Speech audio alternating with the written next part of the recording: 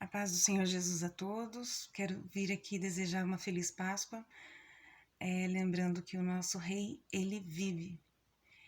E eu gostaria de hoje, nessa manhã, estar passando para os amados irmãos a respeito do que o Espírito Santo de Deus me incomodava para estar passando aqui. Eu nem gostaria de estar aqui fazendo essa gravação, mas foi necessário, por quanto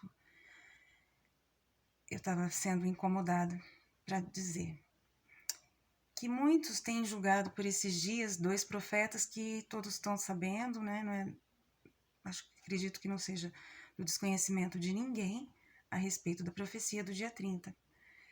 Mas nessa noite, nessa madrugada, eu passei por um processo doloroso, onde o Senhor me levou a memória, me trouxe à memória a história de Jonas, que foi um profeta que não queria passar uma profecia, porquanto ele sabia da misericórdia de Deus, conhecedor da misericórdia de Deus.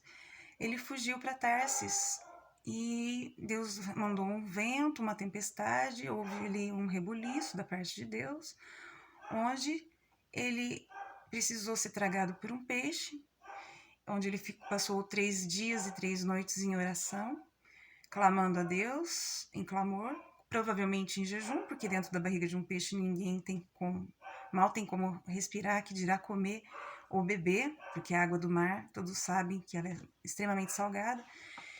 E ele passou 3 dias e 3 noites ali, em jejum e oração, clamando a misericórdia de Deus. Mas Deus, pela sua rica misericórdia, o levou onde ele deveria ter ido e fez com que ele passasse a profecia. Profecia essa que não aconteceu. Isso revoltou Jonas com Deus, né? E o que eu venho trazer para os irmãos nessa manhã?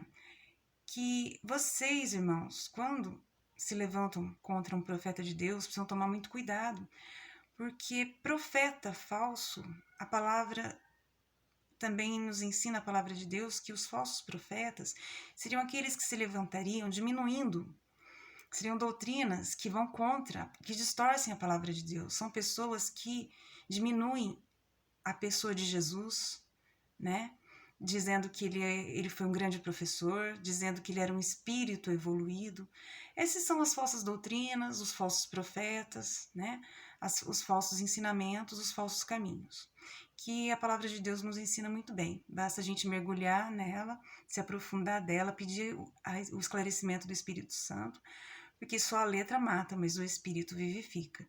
E você pedindo a direção do Espírito Santo de Deus, você medita na palavra, porque ela ensina, o próprio Espírito Santo ensina. E ele estava ali me ensinando durante a noite sobre Jonas e dizendo, olha, avisa o meu povo para não julgar os meus profetas. Não se matem, não matem os meus profetas. Vocês às vezes estão matando uma alma que pode entrar em depressão, uma pessoa que pode vir ao suicídio. A gente não sabe, né? E ai daquele que for culpado disso.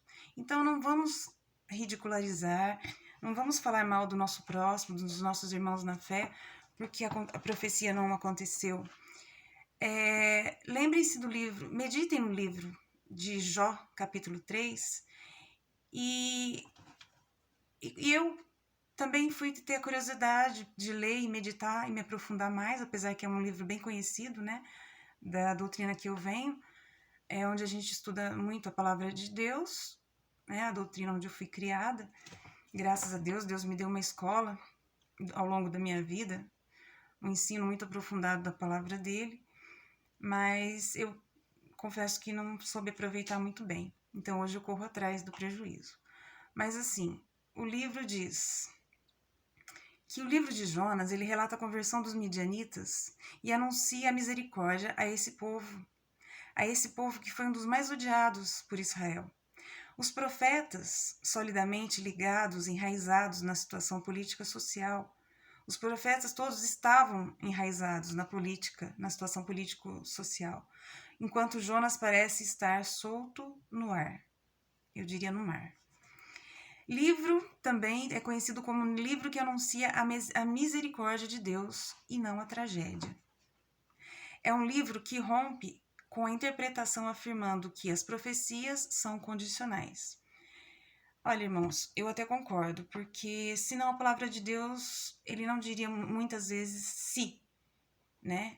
Como naquele versículo onde Deus fala assim: se o meu povo que se chama pelo meu nome se humilhar e se prostrar, né? Então eu virei e sararei esta nação. Um versículo bem conhecido ultimamente do povo de Deus, que também tem sido distribuído por aí com relação a essa pandemia. O que eu quero dizer com tudo isso é que se o meu povo que se chama pelo seu nome, pelo meu nome, se humilhar, Deus está querendo dizer o quê? Se, até onde eu aprendi na escola, significa, indica condição. Então, sim, Deus é um Deus condicional. Ele pode ter se arrependido do mal que ele traria sobre a terra. Mas creio eu que Deus não faz nada sem um propósito.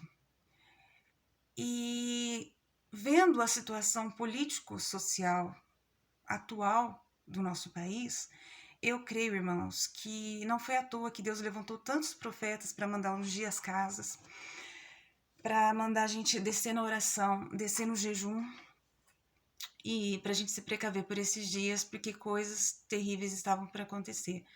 A gente não sabe do que estão armando, do que essa nova ordem está programando para o nosso país. Então, eu quero vir aqui para dizer: não julguem o profeta. Amém? Vamos nos respeitar mais, vamos ter mais temor de Deus.